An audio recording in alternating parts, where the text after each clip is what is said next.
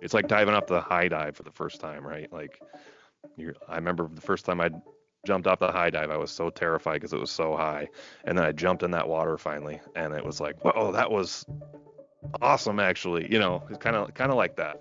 You're listening to Rise Above, a Rogers Behavioral Health podcast, where we sit down with Rogers experts who are changing the way the world views mental health and addiction.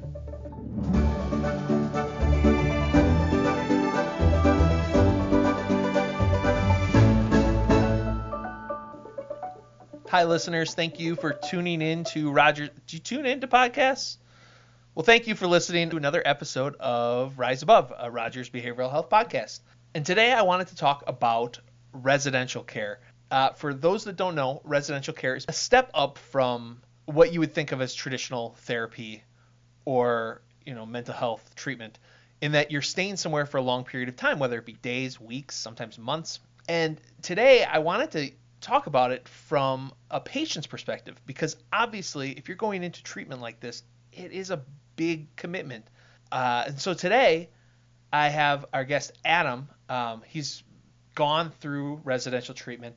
He struggled with obsessive compulsive disorder and anxiety, and stepping into a residential care facility at Rogers obviously was a big step, and it obviously takes a lot of courage to do something like that. So today he's sharing his journey and how he found the courage to enter residential treatment, and how he found a little bit of his creative voice while he was there. So Adam, thank you so much for joining us today. Yeah, thank you so much for having me. I'm really honored to be doing this. I really appreciate it. So you were at Rogers for OCD and anxiety. What led to you seeking help here at Rogers? Well, so I basically, after a big transition with my family, moving into a different state, which is Wisconsin, where we live now, um, there was a lot of stressful events. I mean, I could go into a whole story there, but I'll try to just keep it short. But a lot of stressful life changes that had happened. So the stress kind of led me into this like super anxious mode that eventually just got worse and worse and worse, and to this point where I wasn't even functioning or thinking like I used to think. It was like just like a really dark kind of period that started happening where um, things that used to be fun were no longer fun. Um, I was having a lot of trouble sleeping because the stress was so bad, and then I started like having the OCD, which I found out later was OCD, just the thoughts about how the sleep was related to my health, and I just had all the, and it was just a spiral that just wouldn't end. So I had previous attempts at getting help from different doctors and therapists and stuff like that, but nobody ever really kind of pinpointed down that it was OCD. So I basically went through like what I like to call a relapse 3 times. And then on the third one, it was like so bad that I was actually like no longer going to work and stuff like that. So here I live in River Falls, Wisconsin. There's a Rogers facility just about 30 minutes away, and so I looked into it, and I got accepted to the IOP program, and at that point it was determined after like a couple weeks that I needed to go to residential for 24-hour care. So after you find that out, how do you react, and how does your family react? My family, they were supportive. They thought it would be they thought I needed it for sure. So I guess they were supportive. It was hard because Yeah. I had kids and everything, but Right, and that's one thing I wanted to talk about. So you're going to be away from your kids. You're going into this process. Um, what was that like? uh, the only word I can really think of probably is just like terrifying. That I've Yeah. never been away from them. I mean, I've been away from them for, maybe like leisure trips or something fun, but never anything like this. And I've never even really seeked mental health help before in the past. So like this was like a whole new level of scary. Right. And then to be a part, like I knew they weren't going to be there in person to be supporting me. So it was like really, oh man, it was terrifying. It was really, really scary. How did the transition to a residential facility, how did that work with Rogers?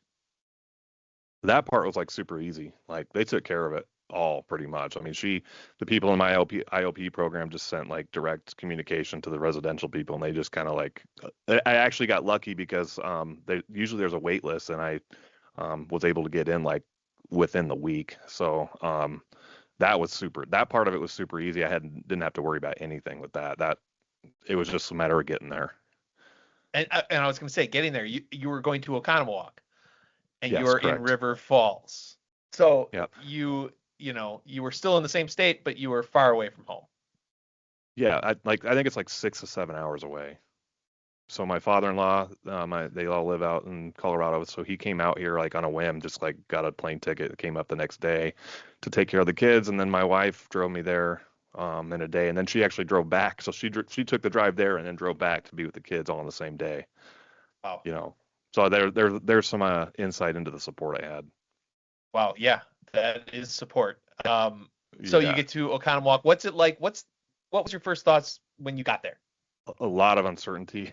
I had no idea what to expect because like for me, there's like where I grew up and people that I talk to and stuff, there's a lot of stigma around getting help for mental health issues. It's kind of like, okay, we're going to tough this out. So first of all, I thought like I was going to be judged by everyone. So I had that worry. And then also just like the fact that, oh, I need to get help. There's something severely wrong with me. And then I also like kind of pictured residential as being like this, I don't know, like this really tight lockdown, you're stuck in a padded room. They're going to come feed you 3 times a day, and then you're going to be like a straight, then, and I just, the second I got there, I just met up with them to kind of go over my paperwork and everything. And that's when I kind of learned right away, like, this is not anywhere close to what I thought it was going to be. Thankfully, I still had to get through the next few days or something, but already I was really surprised. Everybody was so welcoming and understanding, and that was the big piece, is like someone who understood what I was going through, because that was, there's a lot of that when you're just dealing with it alone that you don't know how to deal with because you don't think there's anybody else in the world or anyone that understands what you're going through. So that was really nice. You knew how long you were going to be there, correct? No, I didn't actually. It Oh, was kind of a just take it day by day, and we'll see how the therapy starts to go. And they said in general it's like 6 weeks or something like that, but okay. and some people are there longer. But yeah, I didn't have any idea. And I, so then how do you prepare for that then? that's yeah, that's I think that's part of it that was so scary. I had no idea. I didn't know if it'd be 2 weeks or if it'd be a year or 2 years, or are they going to release me out of here until like, am I going to be stuck in here until, yeah, at that time, Yeah. stuck in here were the terms. It wasn't like that, but anyway, um, I just didn't know. I had no idea. So it was like really scary. Like, this could be forever. Am I going to lose my job? Blah, blah, blah. And we will be right back. Real quick, I wanted to take a moment to talk to you about WISE, the Initiative for Stigma Elimination. It unites people across the nation to support those touched by mental illness and addiction. The compassionate approach champions personal stories and powerful connections, fostering healing by reducing stigma through evidence-based practices. Rogers Behavioral Health supports the work of WISE through their Community Learning and Engagement Department. WISE collaborates with a diverse network of organizations and individuals united in the fight against stigma. You can learn more about WISE, explore their 4 key programs, and connect with them by visiting the website www.eliminatestigma.org. And now back to the interview.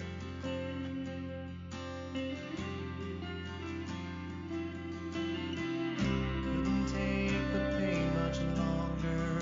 I'm here so I can grow stronger. Some days I'm out of breath with my heart racing through my chest, and I wake up in the middle of the night. I fight again and keep fighting. Now there's nothing left. I'm losing the war in my head.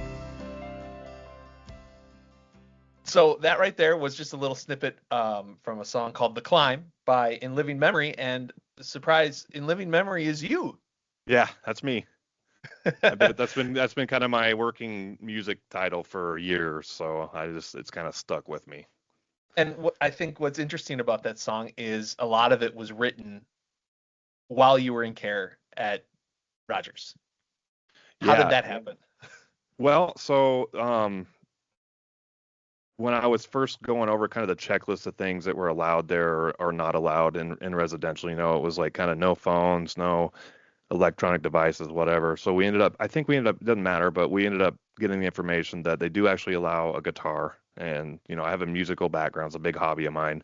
And at that time, it'd been probably a couple years since I've even had the desire because of all the stuff I was going through and like the depression and everything. I wasn't able to really have any focus on that. So I thought, okay, this might be a chance where I'm in care. Maybe I can just take my guitar and I'll be able to use that as some sort of artistic outlet or something, just something to get my mind off of it. Or maybe they'll work with me at their. So Sure. I was able to take that and once I got there, I was like, okay, I'm going to commit to like trying to just play this a little bit every day, and therapy, they call it BA, which is a Yeah. behavior activation. And, there's so many different aspects of therapy, but that's something that like, you're supposed to like find something that you enjoy doing to kind of like start to train your brain that you are able to do things, even though you're going through a lot of this anxiety and this, for me, OCD. So anyway, yeah, I kind of made it a point every day, and there was a little gazebo out in the residential area, and I'd go out there and kind of write and um, dabble on the guitar. And I had my iPad there, and they did let me have it for a little bit, so I would like record the parts into my iPad and stuff, and then I ended up constructing the whole song throughout my stay there, and I played it at this. We had these groups, like a talent group once a week, and my goal was to play the final product at the end of it that I recorded on my iPad, and I did accomplish that goal. And then later on, when I got back home and everything, I re-recorded the song in my little home studio. So, but Cool. yeah, but the song, it was so nice because it was just a song about how I felt about the support around me and how like, I'm not really alone in this like I thought I was, and Yeah. how people were supportive, and there are people there that understand it and everything, and also like kind of wanted the song itself to kind of shine some light into that stigma about it's okay to get help and everything, like this. Yeah.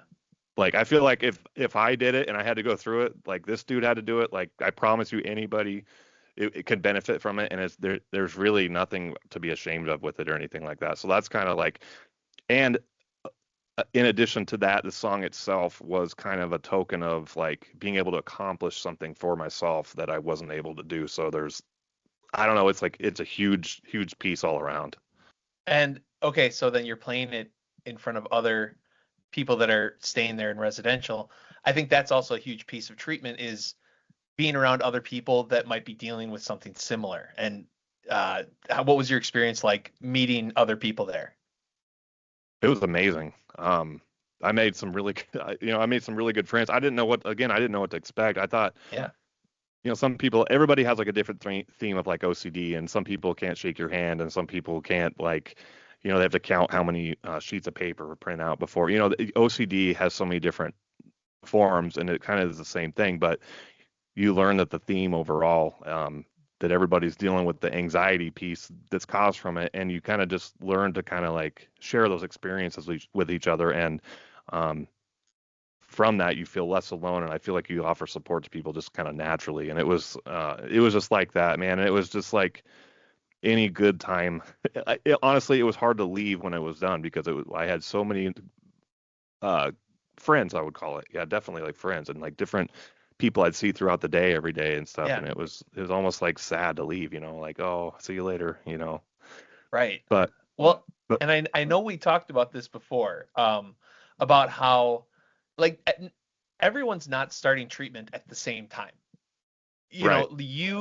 When you get there, there are people that have been there for a while and maybe they're offering you advice, but by the time you're 3, 4 weeks in, now you find yourself almost as like the expert, I guess, in a Yeah, way. that's exactly what happened. That's exactly what happened. When I got there, I felt so lost, and I was like looking to people that were already there around me for like help and guidance. And then like the turnover was like every week someone would come in new, and someone would go. And like you said, after 3 to 4 weeks, you become one of the veterans there. Yeah. You've been there longer than these other people, and then you can share their experience. And I've seen, it was really like rewarding. Um, Seeing people come in and remembering myself on my first day, how stressed out and like upset I was, and then being able to kind of tell them, hey, I was there. I remember my first day. Trust me. If I can do it, Like you're going to get Yeah. through this, stick it out. Because some people would just want to leave, because they were so scared Sure. and stuff. And Well, and I bet seeing them when they come in kind of was reminding you of the progress you've been making. yeah, you start to see that too. You're Yeah, you you're start just to like, see wow, that's where progress. I was, and look at where I am now. Yeah, and Um, progress is one of those things that like for me, I thought it was going to be like suddenly a switch went off and now I'm better, but progress doesn't work that way. And that's another skill they teach you there. well, that was the thing I was going to ask. Is there a time? I mean, obviously not snap and you're better, but was there a time that you remember realizing, oh my gosh, this is working? Yeah. They do scores. You take assessments like every week or two, and um, it's when it's the same questions over and over, but like eventually you kind of see the same questions and you answering it a little bit differently, and that's when you start to realize like, okay, these people are helping me like just by and it's almost like one of those things where you don't really realize you're making the progress until you answer that question again, and it's like, wow, I actually am doing better in this area.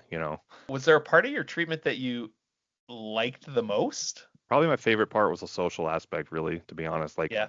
stuff even outside of the therapy and everything, like just being able to have friends dealing with the same thing where you can just like kind of commiserate with. But otherwise, you can kind of choose some of the stuff you do. Like they have, art therapies where you can go on walks and hikes and stuff like that. And I really enjoyed like the art therapy. I never used art like painting and stuff as a tool for it, but I really found that I enjoy that. And then where I was at, they had a trail out back too, and I would make it a point every day to walk through the woods and just go on a little walk.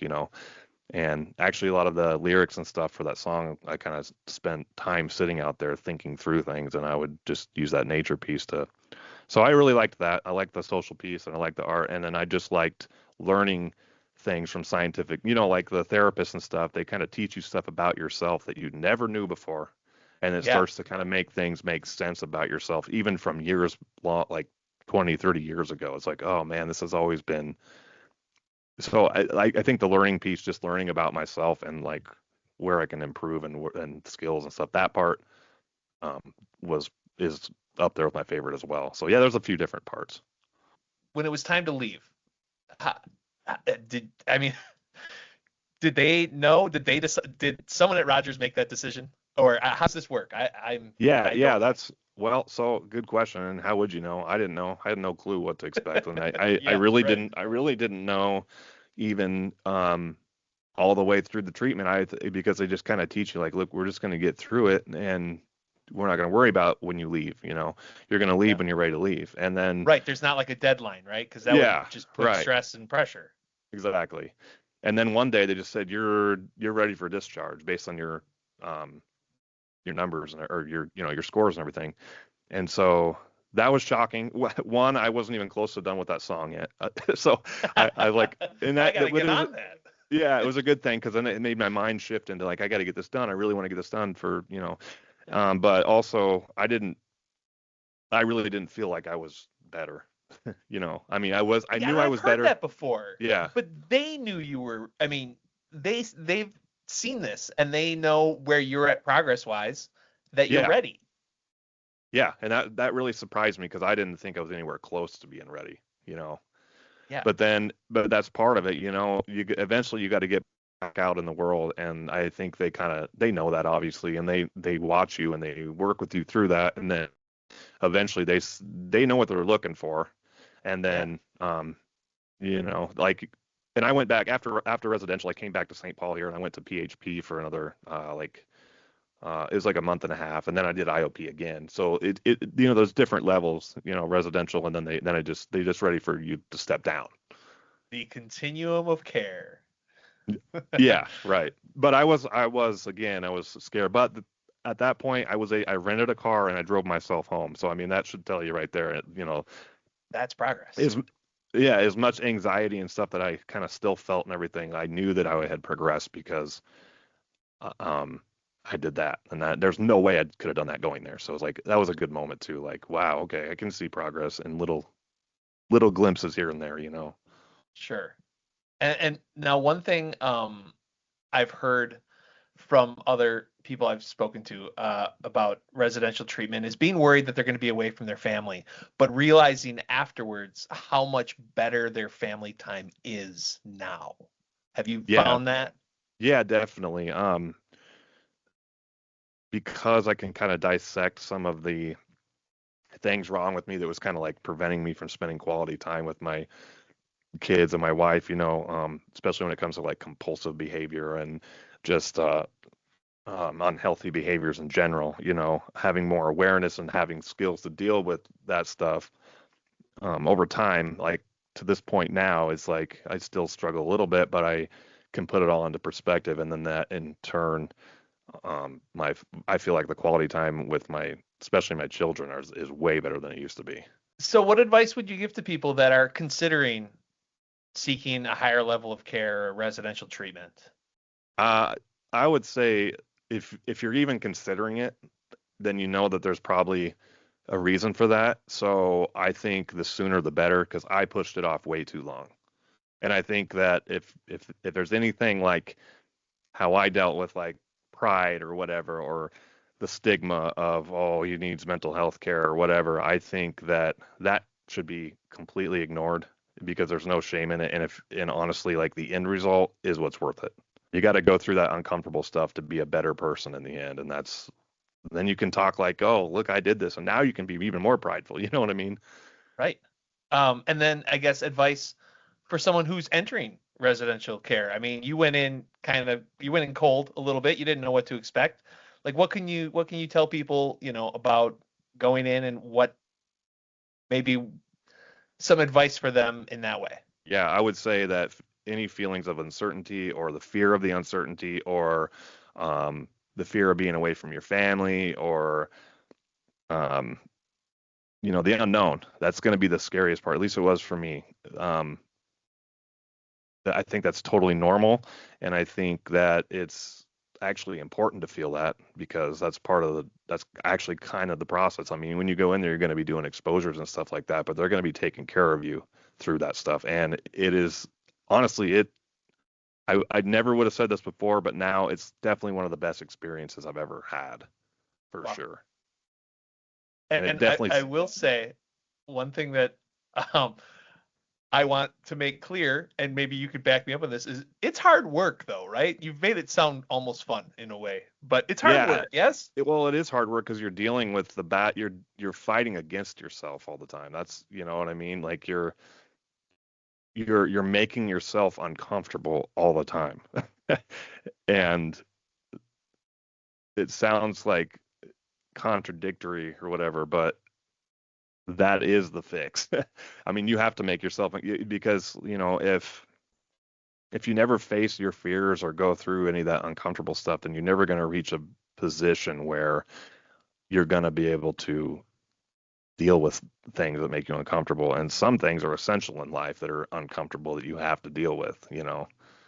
And so I think it's good, even though it's uncomfortable and it feels super scary. I think it's good for you. It's like diving off the high dive for the first time, right? Like I remember the first time I jumped off the high dive, I was so terrified because it was so high, and then I jumped in that water finally, and it was like, whoa, that was awesome, actually. It's kind of like that.